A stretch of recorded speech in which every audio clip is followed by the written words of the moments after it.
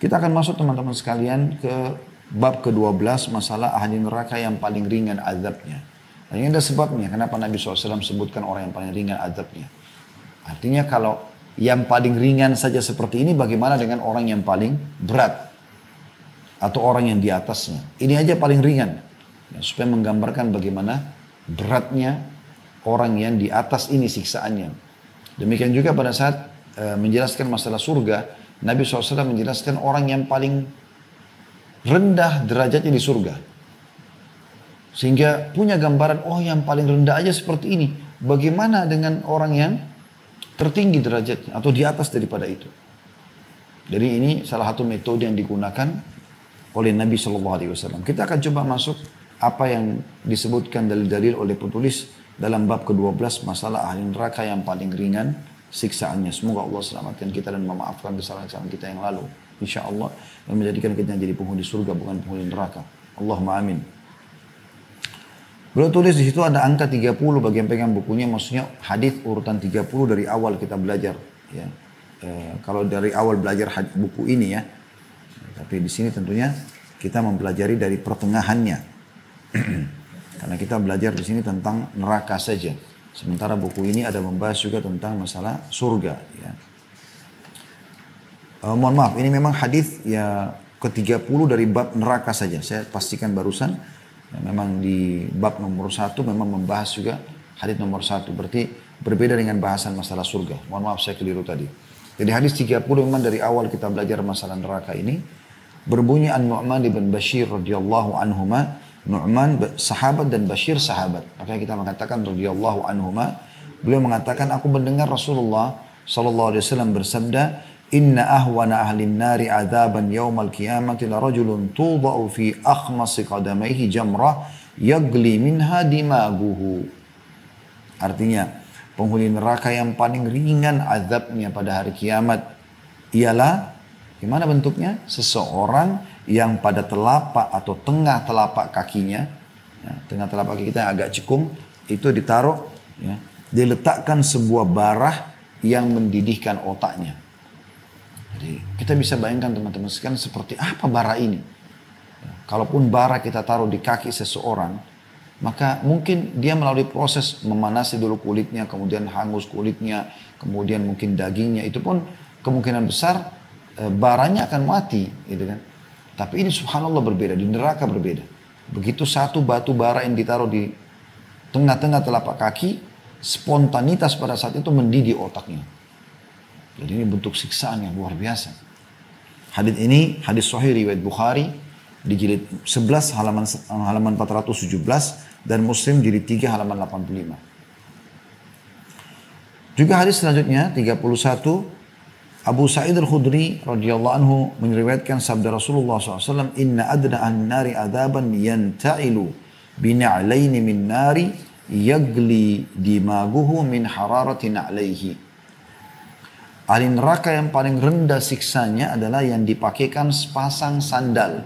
Kalau tadi riwayat pertama sebuah batu bara, ya. Kalau ini sandal dipakaikan di kakinya dari api. Sandalnya dari api. Yang membuat otaknya mendidih karena panasnya kedua sandal tersebut. Hadis riwayat Muslim jilid 3 halaman 85. Jadi hadis ini luar biasa sebenarnya, memberikan gambaran kepada kita bagaimana beratnya siksaan tersebut. Saya berharap teman-teman tidak berpikir seperti sebagian orang. Jadi ada dua hal yang saya lihat ini melalaikan. Yang pertama itu mereka tidak mau tahu masalah hadis-hadis seperti ini dan menganggap ini nggak mungkin. Gitu kan. Ini kebodohan. Karena ini pasti terjadi. Ini ancaman Allah Subhanahu wa taala. Sebagaimana kita bisa hidup di muka bumi ini, kita ada di muka bumi ini, kita bisa bernafas, mata kita bisa melihat, kita bisa merasakan nikmat dan kita bisa merasakan gangguan atau sakit atau siksaan di dunia ini, maka begitu juga di akhirat. Ini satu paket, gak bisa dilepaskan. Hidup dan mati satu paket, laki-laki dan perempuan, anak-anak sama orang dewasa, atau masa muda sama masa tua, sakit dan sehat, kenyang dan lapar, ya. Kemudian surga dan neraka, ini semua satu paket, nggak bisa dilepaskan satu sama yang lain. Makanya Nabi SAW mengingatkan para sahabat dan memberikan keyakinan pada mereka ini pasti terjadi. Beliau pernah menepuk paha beliau atau paha seorang sahabat di depan lalu mengatakan, demi Allah akan terjadi sebagaimana kau duduk di sini. Artinya apa yang aku sampaikan ini bisa terjadi. Bukan bisa terjadi, memang pasti terjadi. Ada orang yang lalai sama sekali. Ini jangan sampai kita termasuk dalam masalah ini. Tidak pernah mau tahu, bahkan tidak percaya. Yang kedua adalah tahu, tapi masa bodoh. Ini masih lebih ringan dari yang pertama, tapi juga ini melalaikan. Dia dengar misalnya, ya sudahlah. Oh iya, ternyata siksaan neraka paling rendah itu adalah orang dikasih sendal dari api neraka. Sudah. Bahkan dia masih seringkali terjerumus dalam perbuatan-perbuatan yang dia tahu ujungnya bisa ke neraka sebenarnya. Karena dia anggap remeh. Ibaratnya seperti orang begini, orang lagi naik motor, kemudian dia balap-balapan, dia tahu sebenarnya kalau dia jatuh dia bisa luka, dia bisa patah, tapi tetap aja dilakukan sama dia. Ini kan aneh gitu. Dia tahu di depan ada lubang atau ada jurang, kemudian dia coba kaki saya jatuh nggak sih? Terus kemudian kalau saya sudah jatuh baru nyesel. Ini nggak benar. Dosa dan pelanggaran itu untuk dipelajari dan dijauhi, bukan untuk dicoba. Amal soleh dipelajari untuk dikerjakan. Beda dengan dosa. Dosa cukup kita tahu lalu kita tinggalkan. Karena ancamannya sangat berat teman-teman sekalian. Untuk apa kita tunggu nanti kita dipenjara baru kita mau ngakui sebuah kesalahan? Untuk apa kita nanti digebukin baru kita mau ngakui sebuah kesalahan? Kenapa harus kita lakukan? Kenapa nggak menjadi orang baik saja? Kenapa nggak pada saat kerja di perusahaan atau jadi pemimpin perusahaan menjadi orang baik sekaligus? Udah jadi berprestasi. Kenapa harus ada neko-nekonya? Kenapa menjadi mahasiswa atau mahasiswi di kampus? Kenapa tidak menjadi mahasiswa yang baik saja, yang berakhlak, yang prestasi? Kenapa harus ada neka-nekonya? Harus ada sesuatu yang salah? Nggak apa-apa, nggak remeh. Nanti kalau sudah kena hukuman, kena surat peringatan, atau dipecat, atau misalnya dikeluarkan dari kampus, baru dia mau sadar. Ini keliru. Saya pernah temuin seorang teman dari Afrika. Waktu itu tahun 1998, saya pas tamat, atau kami pas tamat dari kampus Madinah.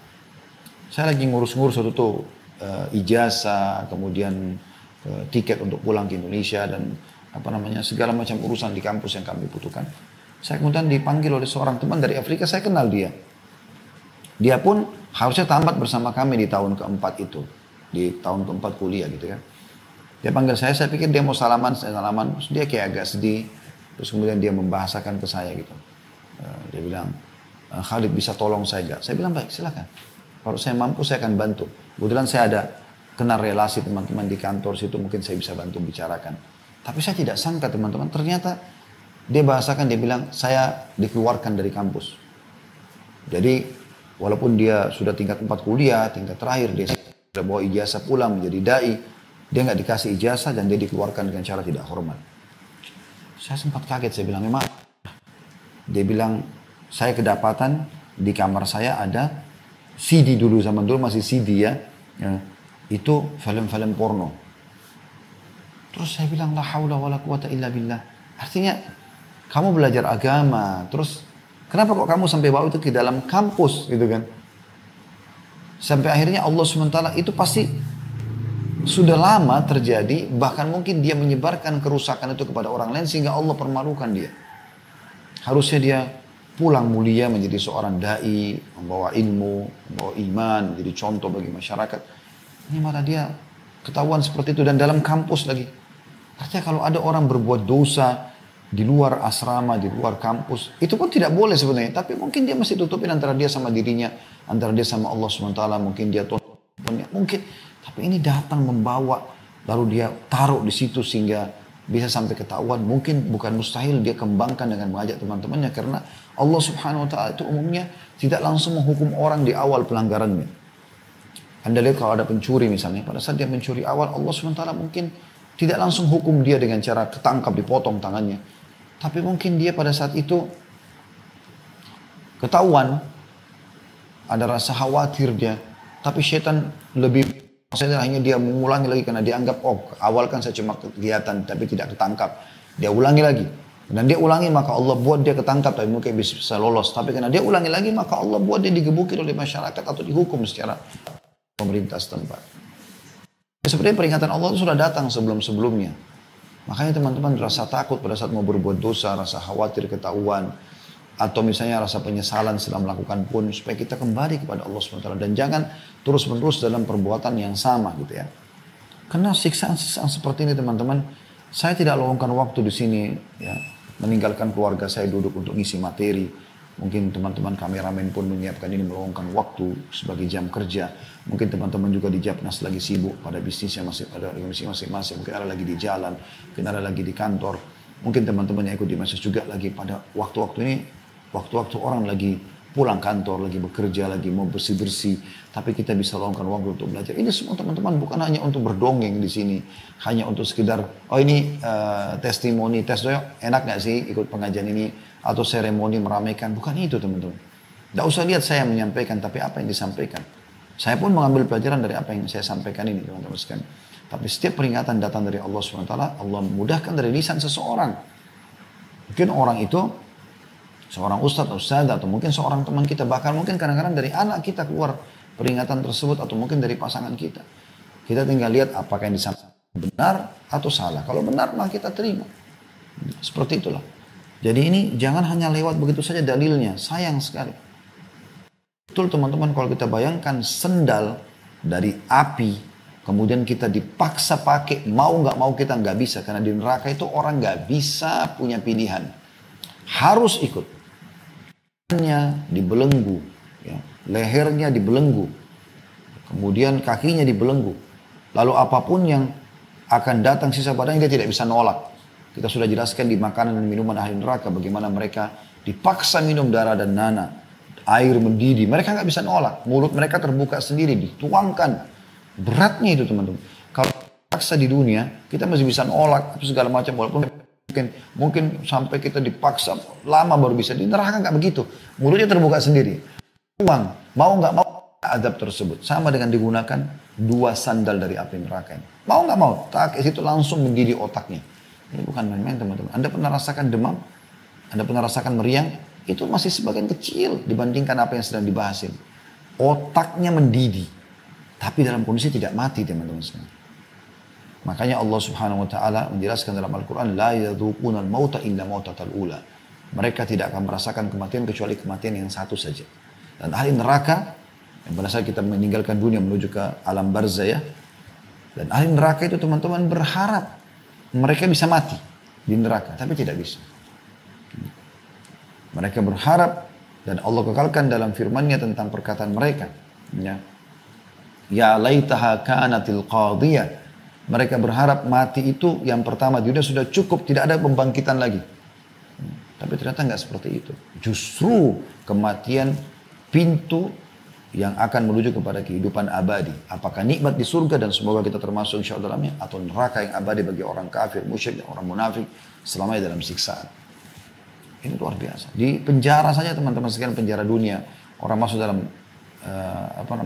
penjara, ditahan sama pintu besi, digembok, nama kita disebut-sebut orang, kita duduk situ susah, jauh dari keluarga, jauh dari anak, jauh dari pekerjaan, jauh dari udara segar, pakaian susah juga, pakaian bekas, kita harus pakai baju tahanan, kemudian kalau cuci baju sendiri, makan juga pas-pasan, dapat ya ada apa dihidangkan harus kita makan. Ini semua kenapa? Kenapa membuat pelanggaran kan? Hanya masuk semua itu. Itu saya begitu. Di akhirat lebih berat daripada itu loh teman-teman sekalian. Kalau dunia saja Anda harus engah, cerdas. Oh penjara nggak enak loh. Supaya jangan masuk ke sana dan jangan buat perbuatan yang bisa mengarah ke sana. Selesai. Apalagi neraka yang lebih berat daripada itu. Jadi nggak perlu. Kecuali saya pernah bahasakan teman-teman, orang beriman ini, orang soleh ini susah hidupnya. Jadi diberikan hawa nafsu makan tapi nggak boleh makan daging, nggak boleh makan yang manis-manis, nggak boleh semua. Pokoknya orang beriman harus mati kelaparan. Mungkin Anda wajar tidak jadi orang beriman. Enggak, kok disuruh boleh makan, tapi yang penting halal. Dan semua yang halal nikmati, banyak makanan halal, yang haram sedikit kok. Kan begitu. Kita diberikan hawa nafsu biologis, karena dengan itu populasi manusia ada. Tapi Allah kan kasih kita menikah. Silahkan, mau punya keturunan banyak, pahalanya banyak, biologis berulang-ulang, pahalanya banyak. Terus zinanya gitu kan. Semua teman-teman sekalian adalah jelas gambarnya dalam syariat kita dan harusnya kita ikuti. Tentu kita mohon kepada Allah SWT kalau ada yang pernah melakukannya di masa lalu, Allah maafkan. Kita selalu saling mendoakan agar Allah SWT maafkan, bersihkan, dan Allah ganti dosa kita menjadi pahala. Sehingga mulai detik ini ke depannya kita menjadi orang lebih baik dari sebelumnya. Dan jangan sekali lagi dianggap remeh hal-hal yang seperti ini teman-teman sekalian. Hadis nomor 32 dari awal kita belajar di bab neraka ini. Selanjutnya adalah hadis Nu'man bin Bashir radhiyallahu anhu, beliau menuturkan, ahli neraka yang paling ringan azabnya adalah yang mendapatkan sepasang sandal dan 2 tali sandal terbuat dari api yang membuat otaknya mendidih sebagaimana periuk mendidih. Ia tidak melihat bahwa ada seorang pun yang lebih keras siksanya darinya, padahal sesungguhnya ia adalah orang yang paling ringan azabnya. Hadis ini riwayat Muslim, jadi 3 halaman 86. Jadi ini penyampaian lebih rinci lagi dari sahabat Nabi yang mulia Nu'man bin Bashir radhiyallahu anhu. Dia dan ayahnya sahabat. Di sini lebih dirincikan bahwasanya yang diberikan adalah sandal. Dan zaman dulu tuh sandal itu terdiri dari kulit yang keras, ya, bagian bawah, kemudian sisanya itu dililit dengan tali sampai ke betis, ya. Makanya di sini dibahasakan sandal dan talinya, gitu kan. Sekarang kan sudah banyak sandal yang mungkin sepatu dan segala macam, ya. Atau kita biasa bahasakan sepatu sandal. Bisa tunda, itu semua tetap saja bisa bermakna yang sama. Artinya dia akan diberikan intinya alas kaki, yang alas kakinya itu akan membakar otaknya. Dan perhatikan di sini kata beliau, ya. Dan dia pada saat disiksa karena otaknya mendidih seperti periuk, ya. Panasnya dan sakitnya luar biasa, ya. Kita sakit kepala saja sudah luar biasa sakitnya, bagaimana dengan otak yang mendidih. Dan dia karena sakitnya di sini dikatakan dia mengira dirinya adalah orang ahli neraka yang paling berat siksanya, padahal itu yang paling ringan. Bagaimana orang yang level setelahnya mungkin ditempelkan, ya, lempengan-lempengan api di tubuhnya sehingga kulitnya disetrika seperti dalam ayat Al-Quran yang disebutkan, dahinya, punggungnya itu ditempelkan dengan lempengan-lempengan api yang panas. Ada sisi yang lain banyak sekali pukulan-pukulan yang menggunakan besi-besi, ya. Nanti akan ada banyak, setelah ini ada bab 13 tentang tingkatan-tingkatan azab. Memang akan ada tingkatan-tingkatan, level-levelnya diberikan sesuai dengan kadar perbuatan dan pelanggaran-pelanggaran mereka. Tapi ini yang paling ringan. Salah satu orang yang disiksa dengan pola ini adalah paman Nabi SAW sendiri, yaitu Abu Talib. Orang yang sempat didakwahi oleh Nabi SAW sekian tahun, tapi belum mau ikut ajaran beliau walaupun beliau membela Nabi SAW. Kemudian di akhir hidupnya tidak mau mengucapkan syahadat untuk masuk Islam. Dinukil oleh ponakan Abu Talib sendiri, Ibnu Abbas, Abdullah bin Abbas, radhiyallahu anhu, Abbas, saudaranya Abu Talib, meriwayatkan sabda Rasulullah SAW, ahwanu ahli nari adzaban Abu Talibin, wa huwa munta'ilun bina'laini yagli minhuma dimagu. Ahli neraka yang paling ringan azabnya adalah Abu Talib, paman Nabi SAW. Ia dipakaikan sepasang sandal yang membuat otaknya mendidih. Hadis sahih riwayat Muslim, jadi 3 halaman 85. Dan ini menandakan teman-teman sekalian, walaupun orang punya hubungan kekerabatan dengan Nabi SAW, kalau dia tidak beriman kepada Allah, maka tidak akan bermanfaat hal tersebut. Makanya Nabi SAW pernah naik ke Bukit Abi Kubais, kemudian mendakwahi orang-orang Quraisy, mendakwahi mereka baik yang punya hubungan kekerabatan jauh ataupun dekat. Beliau panggil mereka, wahai Bani Adi, ya. Wahai dipanggil wahai Bani Hashim, wahai Bani Muttalib. Kemudian beliau memanggil wahai Fatimah. Jadi yang umum juga dipanggil, yang terdekat juga dipanggil. Untuk selamatkan kalian dari api neraka. Karena aku tidak bisa menolong kalian. Aku hanya menyambung hubungan dengan kalian yang telah Allah bukakan maksudnya kekerabatan. Kalau kalian tidak beramal, maka tidak akan pernah bisa aku menolongnya. Jadi harus hati-hati teman-teman sekalian. Kalau ada keturunan Nabi SAW yang menjaga ibadahnya kepada Allah, tentu lebih mulia di sisi Allah SWT. Jelas karena punya hubungan kekerabatan dengan Nabi SAW. Tapi kalau ada di antara mereka yang lalai, maka tidak akan pernah luput juga dari azab Allah kalau mereka kufur kepada Allah Subhanahu wa taala ataupun melakukan pelanggaran yang melampaui besar, ya, atau sangat besar sehingga ia membuat dia tidak bisa terselamatkan. Kita lanjutkan dengan bab ke-13, masalah tingkatan-tingkatan azab. Seperti apa sih Allah SWT menggambarkan tentang adanya beberapa tingkatan siksaan. Penulis mengangkat dalil pertama surah Shad ayat 61. Yang berbunyi, a'udzubillahi minasyaitonirrajim. Qalu rabbana man qaddama lana hadza fajidhu 'adzaban dhifan fin nar. Mereka berkata lagi, ya Rob kami, barang siapa yang menjerumuskan kami ke dalam azab ini, maka tambahkanlah azab kepadanya dengan berlipat ganda di dalam neraka. Ya. Jadi di sini bagaimana Allah Subhanahu wa taala menggambarkan akan ada orang-orang yang masuk neraka, kemudian mereka merasa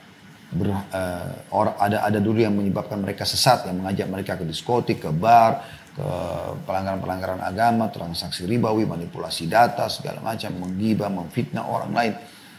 Dia durhaka sama orang tua lah, apalah segala macam pelanggaran agama yang dilakukan.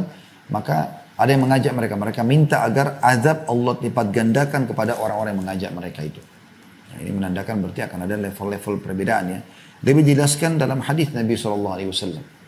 Ada angka 34 artinya hadis urutan 34 dari awal kita belajar masalah neraka ini. Semoga Allah selamatkan kita.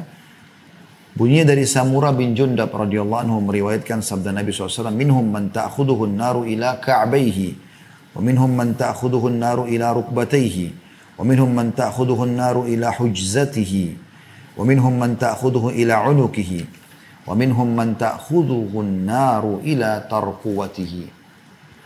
Antara mereka ada yang direnggut api hingga kedua mata kakinya. Ada yang direnggut api hingga lututnya. Ada yang direnggut api hingga pusarnya. Ada yang direnggut api hingga lehernya. Dan ada pula direnggut api hingga kerongkongannya. Hadis riwayat Muslim, jadi 7 halaman 180. Dan ini hadis yang diangkat oleh beliau sebuah hadis yang menjelaskan tentang adanya tingkatan-tingkatan siksaan tergantung kadar pelanggaran dia. Ada yang cuma sampai mata kakinya, tapi itu pun sudah sakit karena terbakar dan membuat dirinya semua kena siksaan. Ada yang lebih tinggi daripada itu sampai ke lututnya, ada yang sampai ke kerongkongannya ya.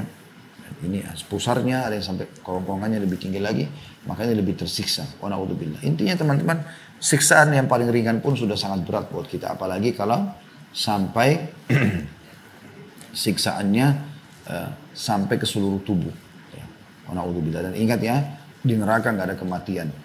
Sehingga seseorang disiksa merasakan sakitnya siksaan tersebut sementara disiksa. Dan setelah itu Allah utuhkan lagi. Proses pengutuhan ini pun ada siksaannya. Jadi nggak ada berarti, oh dia hangus nih. Kemudian Allah utuhkan lagi berarti dia sempat istirahat sejenak. Nggak ada istirahatnya. Pengembalian pengutuhan kulit pun, daging pun yang sudah hangus. Itu juga tetap melalui proses sakitnya proses tersebut. Kemudian pasal ke-14 masalah bagaimana dahsyatnya neraka. Ini semua masih berhubungan satu sama yang lain ya. Seperti apa sih dahsyatnya neraka itu? Sehingga kita harus lebih hati-hati dengan dia. Ya. Yang betul-betul berlindung dari api neraka. Judulnya ke pasal atau bab ke-14 ini sekali celupan di neraka melupakan segala kenikmatan dunia.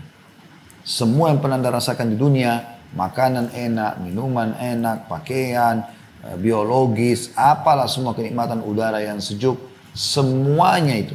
Walaupun sudah puluhan tahun Anda rasakan akan hilang hanya dengan sekali celupan di neraka lalu dikeluarkan. Begitu dahsyatnya siksaan di neraka.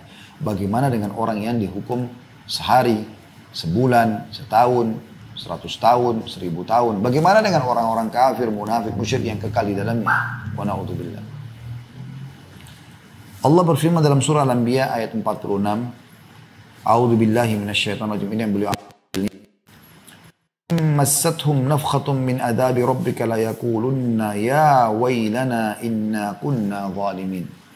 Dan sungguhnya jika mereka ditimpa sedikit saja dari adab Rabbmu, pastilah mereka akan berkata, aduhai celakalah kami, bahwasanya kami adalah orang-orang yang menganiaya diri sendiri. Jadi ini sedikit saja Allah kasih sudah cukup. Mirip seperti ini kalau di dunia. Ada orang 1 tahun nih, 365 hari sehat, gak ada gangguan apa-apa. Pas hari-hari pertama tahun kedua, atau tahun depannya, Allah uji dia dengan demam. Sepekan misalnya, atau meriang, atau sakit kepala, atau sakit gigi, atau keselio. Bagaimana kira-kira perasaan dia? Tentu sudah gak nyaman. Padahal itu baru sedikit Allah kasih. Baru keselio saja, baru sakit gigi saja, baru sakit kepala saja. Baru jatuh kebentur saja. Bagaimana teman-teman kalau orang diberikan siksaan di kuburan yang kata Nabi SAW Kalau orang kafir, maka Allah utus kepadanya malaikat yang tidak punya pendengaran dan penglihatan yang membawa sebuah besi yang kalau seluruh jin dan manusia bersatu untuk membalikkan besi itu mereka tidak akan sanggup. Yang akan dipukulkan kepada si mayit ini. Ya. Kemudian hancur lebur dia dan pukulan tersebut didengarkan oleh seluruh makhluk Allah kecuali jin dan manusia. Riwayat lain, kalau mereka mendengarkan pukulan tersebut mereka akan meninggal seketika. Saking dahsyatnya pukulan itu. Nah, itu bukan cuma sekali, diutuhkan lagi, dipukul lagi. Hancur, diutuhkan lagi, dipukul lagi, sampai hari kebangkitan. Kalau Anda 1000 tahun dalam kuburan, bukankah sekarang ada orang yang sampai 1000 tahun sudah di kuburan, ada yang sudah 2000 tahun, sekian tahun meninggal dunia. Bagaimana mereka? Terus siksanya luar biasa. Ya. Hadis yang menjelaskan masalah ayat ini, surah Al-Anbiya ayat 46, adalah hadis 35 dari awal kita belajar. Bunyinya dari Anas radhiyallahu anhu meriwayatkan sabda Nabi SAW, dihadapkan orang yang paling merasakan kenikmatan di dunia dari ahli neraka. Dan hari kiamat akan didatangkan siapa yang paling nikmat di dunia ini. Para raja, para presiden, para menteri, para pejabat, para orang-orang yang kaya raya.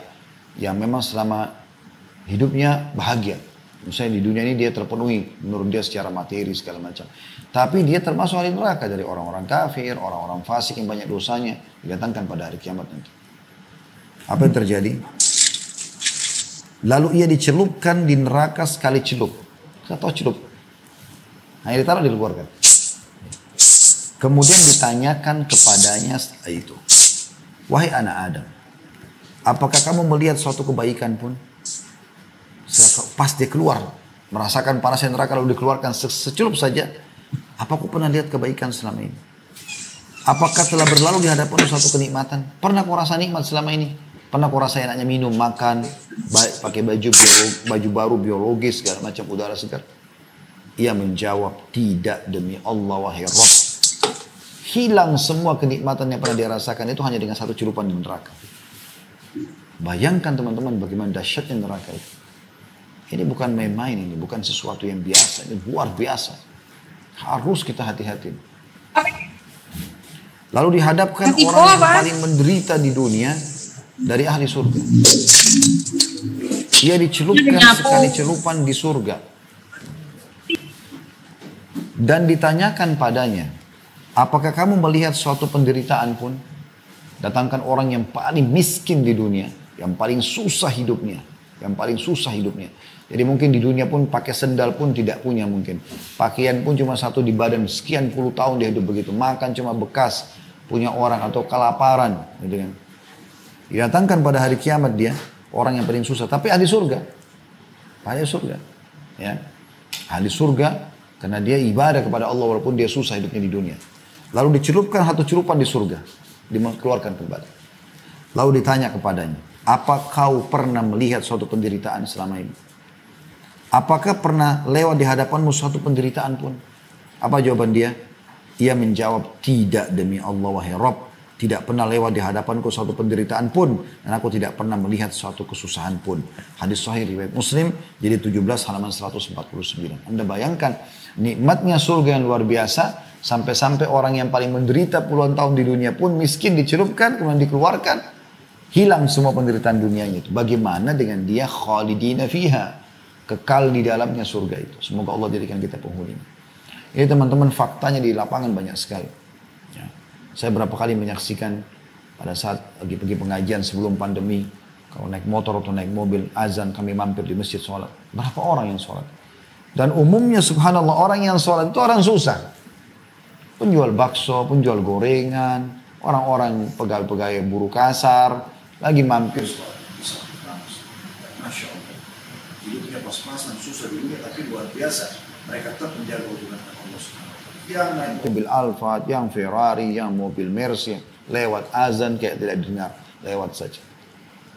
Bagaimana tidak nyata depan mata kita hadis ini? Artinya mereka semua yang nanti itu di dunia mereka menderita, susah, kadang-kadang mereka habis sholat, nggak tahu mau makan di mana, nggak tahu mau kerja di mana lagi. Saya berapa kali temukan orang begitu sampai ketemu ngobrol. Pak, saya cuma butuh uang transport, saya mau pulang ke kampung saya mau cari kerja di Jakarta, nggak ketemu. Saya pernah temuin juga orang mau silaturahim keluarganya, anaknya cari anaknya atau cari saudaranya, tidak ketemu juga. Ada orang yang mau hidup susah, mau ngontrak susah, mau makan susah. Mereka susah di dunia. Tapi subhanallah jaga hubungan dengan Allah SWT. Orang-orang seperti ini yang seperti dijanjikan dalam hadis. Mereka akan dicelupkan pada hari kiamat di surga lalu dikeluarkan ditanya, pernah kau menderitakan selama ini? Langsung jawabannya tidak demi Allah. Pakai sumpah sama Allah karena memang hilang semuanya. Dan orang-orang yang selama ini selalu nikmat di dunia, pakai kendaraan mewah, segala macam, tapi tidak pernah ingat Allah. Tentu kalau dia orang kalau ingat Allah luar biasa itu. Allah SWT sudah berikan dia puncak nikmatnya. Ya, teman-teman di Japnas ini sudah Allah bukain jaringan bisnisnya dan segala macam. Ya, Anda sudah punya mobil mewah, sudah punya rumah bagus. Jangan haramkan diri dari sholat di masjid dekat rumah. Bangun masjid di komplek Anda. Sholat, bangun masjid. Ajak orang lain beribadah. Bagi-bagi Al-Quran. Sedekah kepada orang-orang miskin. Bagi pakaian. Sekarang lagi banyak banjir, longsor. Bantu mereka. Bantu kesempatan emas. Cari pahala. Gunakan untuk akhirat Anda gitu. Karena nanti orang-orang yang lalai dari orang-orang kaya ini. Orang-orang ahli neraka. Didatangkan hari kiamat. Oh, di sini dikatakan orang yang paling besar nikmatnya. Dari lahir udah di istana. Udah di rumah besar. Dari lahir sudah pakai mobil gitu kan. Ada orang lahir mungkin masih miskin orang tua, nanti dia jadi kaya. Ada orang enggak, dari lahir dia sudah kaya. Sini orang yang terbesar nikmatnya di dunia. Jalan di atas karpet, anak-anak raja, anak-anak orang-orang yang terkenal, orang kaya. Perusahaan orang tuanya banyak, warisan banyak. Makan apa saja langsung tinggal minta. Semuanya dia tahu nama-nama kota, desa-desa di dunia ini karena pernah didatangin. Semua jenis pesawat pernah dinaikin. Semua fasilitas pernah dicoba. Semua pakainya bermerek. Tapi ahli neraka. Dicelupkan satu neraka, satu cobaan neraka dikeluarin. Pernah kau rasakan nikmat sesuatu? Dia jawab, tidak demi Allah. Hilang semua itu hanya dengan satu cobaan. Bagaimana dengan dia ditaruh disiksa dan setiap siksaannya sakit lalu diutuhkan terus. Apalagi kalau kafir, munafik dan musyrik, khalidina fiha, kekal selama. Orang muslim yang saja suatul mukminin, ya, orang mukmin yang masih punya dosa yang masih dibersihkan dulu di neraka itu sudah tersiksa, apalagi orang-orang yang kafir yang abadi. Ya, maka teman-teman yang masih punya keluarga yang non muslim, dakwahi mereka, doakan mereka supaya mereka sebelum meninggal sempat syahadat. Polos. Ya. Kita tutup teman-teman. Setelah ini insya Allah kita buka pertanyaan tentang bab ke-15 ya, yaitu tangisan dan jeritan ahli neraka. Jadi mereka ini juga menangis teman-teman sekalian. Mereka menjerit ya. Mereka kesakitan. Dan karena di buku kita ini tidak disebutkan, tidak ditulis ayat Al-Qur'annya, kita akan coba buka di surah Fatir ayat 36 sampai 37. A'udzubillahi minasyaitonirrajim, bunyinya, "Walladzina kafaru lahum naru jahannam la yuqda 'alaihim fayamutu wa la yukhaffafu 'anhum min 'adzabiha. Kadzalika najzi kulla kafur." Tolong teman-teman buka aplikasi Al-Qur'annya, ikutin, tadabburi ayat ini. Perhatikan apa firman Allah turun dari 1400 tahun yang lalu dan akan kekal ditelawakan orang beriman dan pasti benar sampai hari kiamat nanti. Allah berfirman surah Fatir, surah nomor 35 ayat 36. Terjemahannya, dan orang-orang kafir bagi mereka neraka jahanam, mereka tidak dibinasakan sehingga mereka mati dan tidak pula diringankan dari mereka azabnya. Jadi mereka tidak akan pernah mati selamanya dalam siksaan tersebut. Tidak kenal waktu. Kalau kita di dunia, waktu dunia, pagi, siang, sore, malam, semua siksaan. Semuanya azab. Tidak akan pernah dia lihat nikmat sedikit pun. Wa na'udzubillah. Jadi mereka tidak binasa, karena orang mati kan kalau orang digebukin, sakit. Pada saat dia mati, orang sudah tinggalkan, karena orang tahu tidak akan rasa sakit. Tapi ini nggak ada. Dan tidak akan pernah diringankan dari mereka azabnya, walaupun sesaat aja enggak, sedetik aja enggak, siksa terus. Demikianlah kami membalas setiap orang yang sangat kafir. Sampai padanya ayat-ayat Al-Quran, didakwai tentang Islam, malah ikut-ikutan menyerang Islam, membenci kaum muslimin. La hawla wa la quwata illa billah. Perhatikan ayat 37-nya apa yang Allah katakan. Mereka menyesal, mereka akan nangis-nangis. Dan tangisan ini bukan tangisan biasa teman-teman. Anda pernah lihat orang yang nangis terisak-isak? Sehingga mereka itu kayak orang yang, kayak kita sendiri prihatin ke dia. Ini lebih dahsyat daripada itu.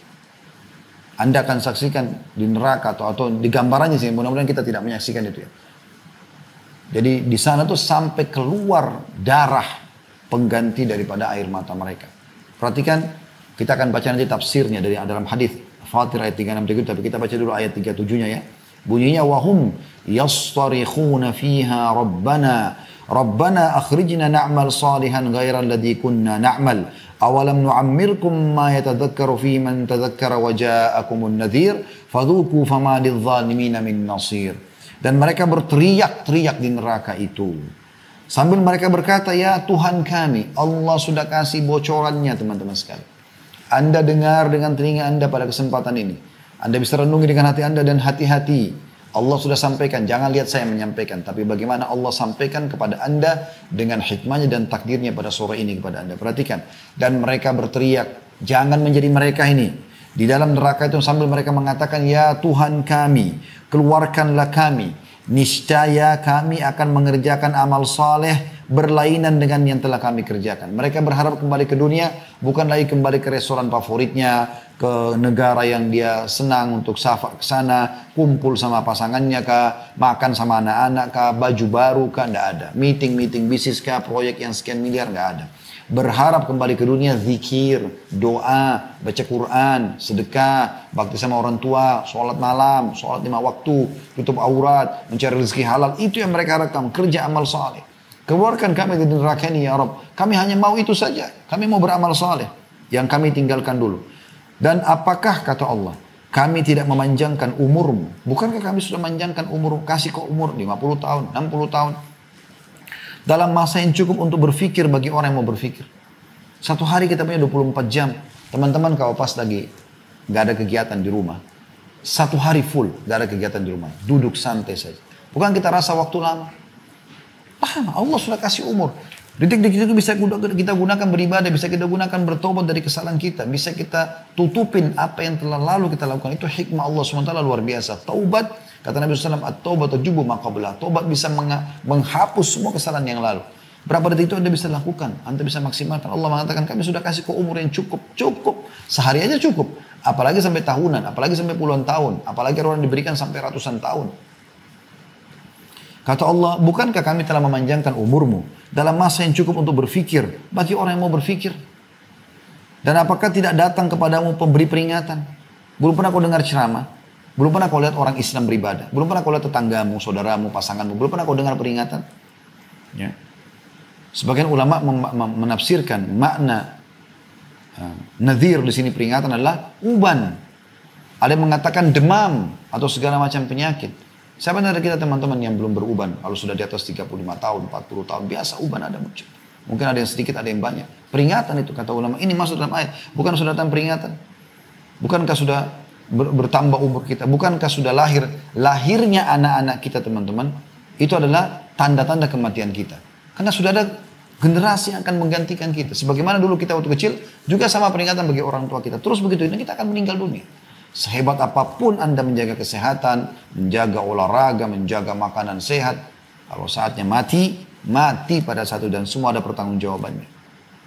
Allah mengatakan, bukan sudah datang peringatan padamu. Ya. Maka rasakanlah azab kami dan tidak ada bagi orang-orang yang zalim seorang penolong pun. Ya. Saksi bahasan kita, yastarikhuna fiha. Artinya mereka teriak-teriak di neraka itu. Baik. Kita dengarkan teman-teman penyampaian yang lain ya, yang Allah sebutkan dalam surah Hud 106. Ini juga sama, tidak ditulis ayatnya. Kita bisa lihat dalam Al-Quran di aplikasi kita masing-masing. Surah nomor 11 ya. Ayat 106. Yang bunyinya, A'udzubillahi minasyaitonirrajim. Fa'ammal ladzina syaqu فَفِي النَّارِ لَهُمْ فِيهَا زَفِيرٌ وَشَهِيقٌ. Adapun orang-orang yang celaka, orang kafir, orang yang suka berbuat maksiat tidak taubat, maka tempatnya di dalam neraka. Di dalamnya mereka mengeluarkan dan menarik nafas dengan merintih. Ya, bagaimana Anda kalau bernafas merintih? Kadang sakit. Jadi tarik sakit, keluarkan sakit. Luar biasa. Semoga Allah selamatkan kita. Wa na'udzubillah. Ya. Bahkan di sini perhatikan Allah katakan, saya sambung dengan ayat 107, lihat, khalidina fiha ma damatis samawati wal ardu illa ma syaa rabbuk inna rabbaka fa'alun lima yurid. Mereka kekal di dalamnya. Kalau kafir, musyrik, munafik pasti kekal selama ada langit dan bumi. Kecuali jika Tuhanmu menghendaki yang lain. Kalau Allah mau selamatkan, maksudnya di sini adalah orang-orang beriman, orang-orang yang beriman tapi masih punya dosa, Allah keluarkan. Sesungguhnya Tuhanmu maha pelaksana terhadap apa yang dia kehendaki. Perhatikan sebaliknya, 108-nya Allah gambarkan bagi orang yang patuh, orang yang saleh, orang yang salihah. Ibadah, nikmati yang halal. Apa kata Allah? Wa ammal ladina su'idu fafil jannati khalidina fiha ma damatis samawati wal ardu illa ma syaa rabbuk ata'an ghaira majdzul. Adapun orang-orang yang berbahagia, orang beriman, maka tempatnya di dalam surga. Mereka kekal di dalamnya selama ada langit dan bumi, kecuali jika Tuhanmu menghendaki yang lain sebagai karunia yang tiada putus-putusnya. Ya. Kemudian juga selanjutnya dari di sini saksi bahasan kita Hud 106 ya, yang mereka ahli neraka menarik dan menghembuskan nafas mereka sambil merintih karena sakitnya. Kemudian surah Al-Furqan, ya, ini juga sama, tidak disebutkan ayatnya, tidak ditulis saja, langsung terjemahan saja. Kita buka aplikasi Al-Quran kita,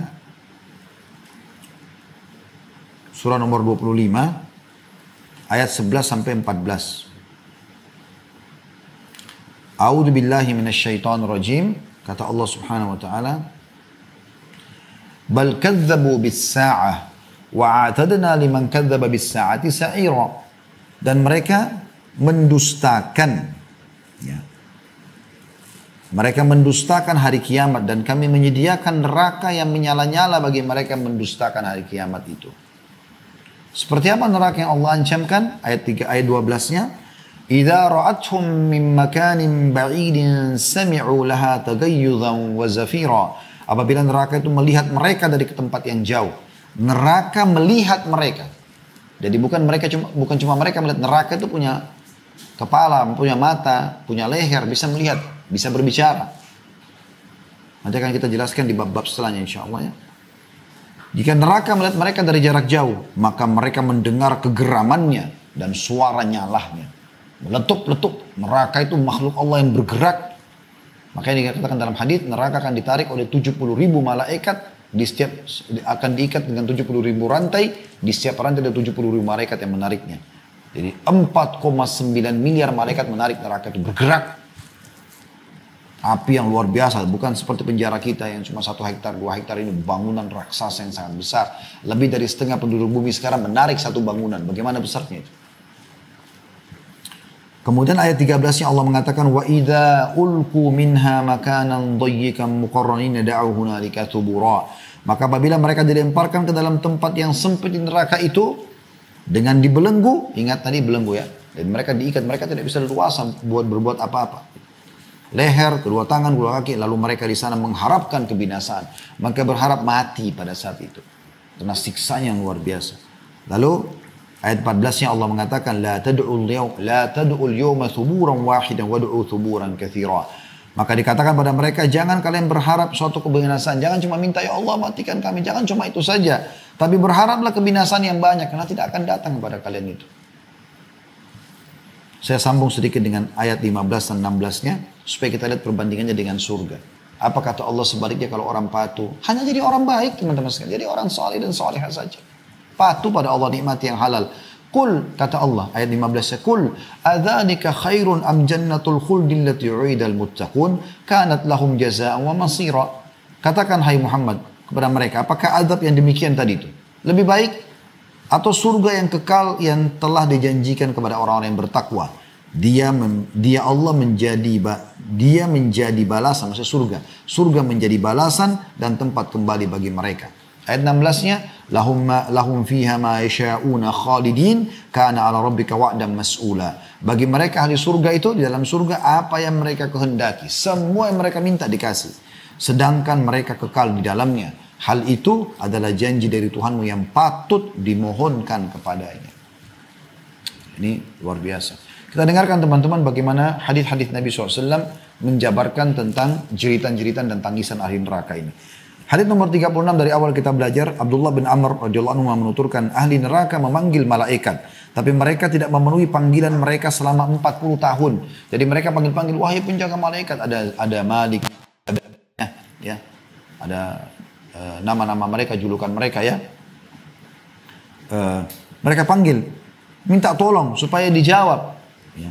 Mereka panggil malaikat penjaga neraka selama 40 tahun. Tapi malaikat tidak menjawab mereka. Dan malaikat mengatakan setelah 40 tahun disiksa, sesungguhnya kalian menetap di dalamnya. Percuma, nggak usah aja ngomong kami, kalian akan kekal di sini. Kemudian mereka memanggil Rabb mereka. Lalu mereka kembali memanggil Tuhan Allah Subhanahu Wa Taala. Tuhan yang Maha Pemurah pun akan murka pada mereka karena selama di dunia mereka kafir, sibuk dengan dukun-dukunnya, penyihir, ya, sibuk dengan dosa-dosanya, terus-menerus dengan kekafirannya, dengan kemunafikannya, membenci kaum muslimin, terus. Maka mereka panggil Tuhan mereka. Allah gambarkan dalam Al-Quran dalam surah Al-Mu'minun 107. Mereka mengatakan, Rabbana akhrijna minha fa'in udna fa'inna zalimun. Wahai Tuhan kami, keluarkanlah kami darinya, dari api neraka. Dan kembalikan kami ke dunia. Maka jika kami kembali juga pada kekafiran, sesungguhnya kami adalah orang-orang zalim. Kami orang bodoh kalau kami kembali kepada kekafiran. Apa yang terjadi? Kata Nabi SAW, Dia Allah tidak menjawab mereka selama umurnya dunia. Dunia berapa miliar tahun? Kita tidak tahu. Karena Nabi Adam AS termasuk makhluk terakhir yang Allah turunkan di muka bumi. Sebelum kita sudah ada hewan-hewan, sudah ada tumbuh-tumbuhan, sudah ada air, sudah ada semuanya, sudah ada jin. Makanya waktu Nabi Adam diciptakan, iblis sudah ada kan? Sudah ada penghuni bumi ini. Allahu alam sudah berapa miliar tahun mereka hidup sebelumnya. Kita tidak tahu. Tapi Allah tidak menjawab seumur dunia itu. Tadi kalau malaikat cuma 40 tahun, itu pun sudah susahnya luar biasa. Setelah seumur dunia pun baru Allah menjawab. Apa yang Allah jawab? Surah Al-Mu'minun 108 lanjutannya. Qala khsa'u fiha wa la tukallimun. Tinggallah dengan hina di dalamnya dan jangan kamu berbicara dengan aku. La ilaha illallah. Sadar teman-teman, sadar. Jangan ditunda-tunda taubatnya. Kemudian kata Nabi SAW masih berlanjut hadisnya. Kemudian kaum itu berputus asa. Para penghuni neraka putus asa. Karena sudah tidak bisa lagi. Siapa lagi yang mereka mau panggil? Malaikat tidak mau mohon kepada Allah. Allah pun akhirnya menolak. Setelah sekian miliar tahun itu. Tidak menjawab mereka. Tidak ada yang bisa dilakukan kecuali mengeluarkan nafas. Dan menariknya dengan merintih. Suara mereka menyerupai suara keledai. Mula-mulanya mengeluarkan nafas dan akhirnya menarik dengan merintih. Hadis diriwayatkan At-Tabarani dan para perawinya semuanya hujjah dalam As-Sahih. Sebagaimana disebutkan Al-Mudhi dalam kitab Targhib di jilid 6 halaman 265. Artinya hadis ini hadis sahih. Ya. Bayangkan teman-teman, luar biasa ini. Renungi baik-baik. Jangan ilmu kita belajar lalu masuk keluar telinga kiri, keluar telinga kanan. Ini bahaya sekali, ancamannya berat. Ya. Jadi orang baik, cari yang halal. Selalu yang halal, selalu yang baik, selalu perintah Allah. Sibuk dari amal soleh ke amal soleh yang lain. Hadis 37, dari awal kita belajar, masih berlanjut. Abdullah bin Qais radhiyallahu anhu meriwayatkan Rasulullah SAW bersabda, Inna ahlan nari la yabkun, hatta law ujriyat sufunu fi dumu'ihim la jarat, wa innahum la yabkuna dama, yakni makanat dam'i. Ahli neraka, kata Nabi SAW, benar-benar menangis. Menangis. Menangis bukan bahagia, sedih. Sehingga seandainya perahu dijalankan pada air mata mereka, niscaya bisa berjalan. Sesungguhnya mereka menangis darah, yakni tempat keluarnya air mata. Hadis sahih diriwayatkan Hakim dan disetujui oleh Az-Zahabi dan disahihkan oleh Albani dalam silsilah hadis sahihah nomor 1679. Dan ini akhir bahasan kita pada sore ini teman-teman sekalian. Intinya semoga Allah Subhanahu wa taala menyelamatkan kita dari siksa api neraka dan jangan dianggap remeh tentang masalah seperti ini karena ini adalah sesuatu yang berat tentu.